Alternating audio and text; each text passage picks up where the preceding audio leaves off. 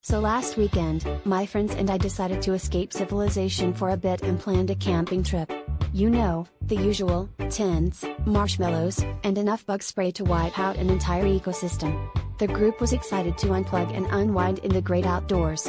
Everything was going smoothly until we reached the camping site and Steve, our resident gadget enthusiast, whipped out a shiny new magnet fishing kit.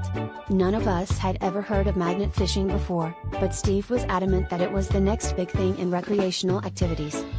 As we set up camp, Steve ambled over to the nearby pond, swinging his magnet on a rope like a cowboy ready to lasso a wild stallion.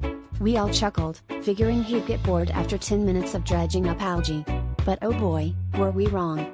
Within moments, he started reeling in a collection of metallic odds and ends, rusty keys, ancient watches, and an impressive array of bottle caps that would make a frat house proud.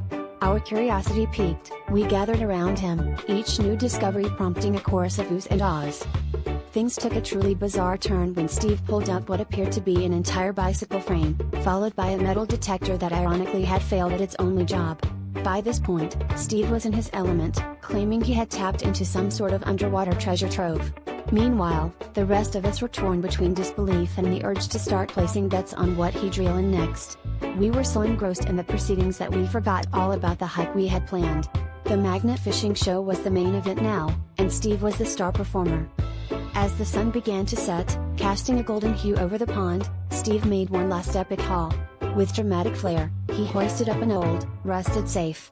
We all gathered around, breathless with anticipation. What could be inside? Gold, jewels, a treasure map.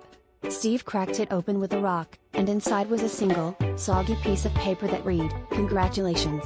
You've won a lifetime supply of disappointment." And that's when we realized, Steve wasn't just fishing for metal, he was fishing for laughs all along.